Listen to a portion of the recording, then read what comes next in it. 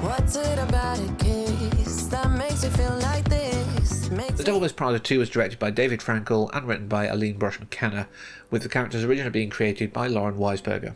Once again, we have Meryl Streep, Anne Hathaway, Emily Blunt, and the ever lovely to watch Stanley Tucci, and a few new people, but they don't matter as much. It's the old crew. And I wasn't originally going to do this video. I didn't see the need. We have so much legacy media, and I've talked about some of it, yes. But as much as I enjoyed The Devil Wears Prada, it isn't a core part of my identity. I found it fun, but I didn't feel that this was super relevant. However, I watched it, and for a bit I still was like, I don't see a point.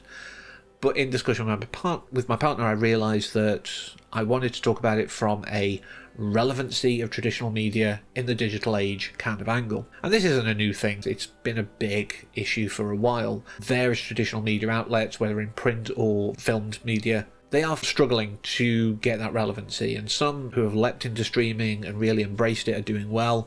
Those who are a bit slower to adopt that kind of approach are starting to go, oh, what do we do here?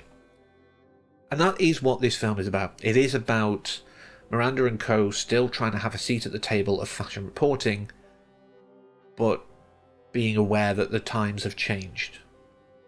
And it's kind of interesting that this has come out now, because in this country we have the BBC, not that kind, the British Broadcasting Corporation, who charge a licence fee to access any live broadcast.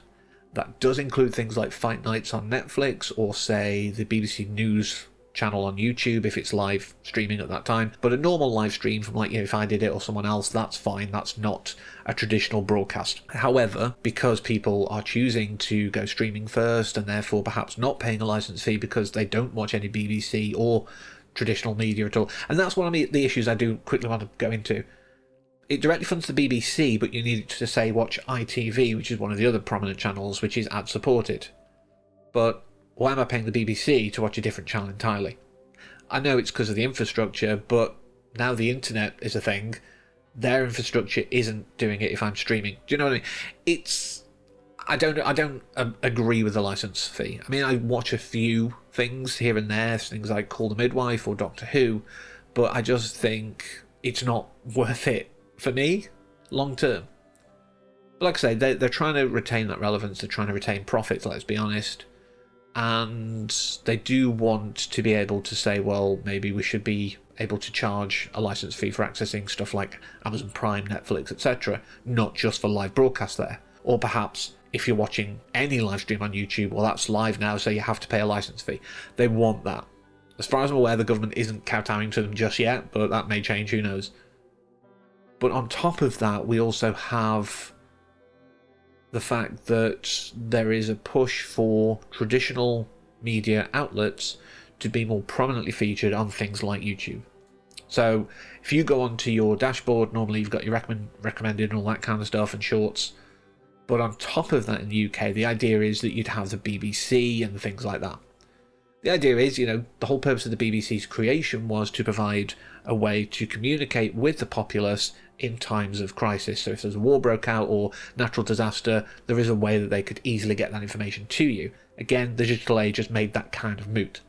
So they're doing what they can. They're trying to claw at any relevancy, but I do not like that. But that's what it made me think of. So many outlets out there who have existed for decades, maybe in some cases centuries, with older newspapers. They've existed for so long, resting on their laurels, and as soon as the status quo shifts, they struggle.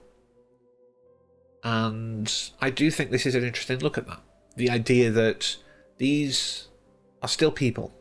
The big people at the top don't care, and that is shown in this film. Like, as long as they're getting the money, they don't care. But it's the people on the ground whose jobs are in question that I do have some sympathy for. And by listening to those people at the bottom and figuring out ways of keeping relevant, you keep these people employed and doing what they love. But about the film just in general, after I've talked that kind of analytical side, I found it fun. I mean, again, these people are very entertaining to watch. I, have massive respect for pretty much everyone in this, including some of the new people like Lucy Liu, Kenneth Branagh. I didn't originally see the need, and perhaps I was only half watching it, I'll admit, but I do think if you enjoyed the first one and you want to sort of have a more comedic look at that kind of thing that I mentioned before, I don't think you'll be wasting your time with it. But let me know your thoughts. Do you think that traditional media can survive, or is it a case of make way and let the new blood come in? Give me all your thoughts on that, and of course the film itself down below. But until next time, as always, thank you for watching and take care. And you're really wearing that together?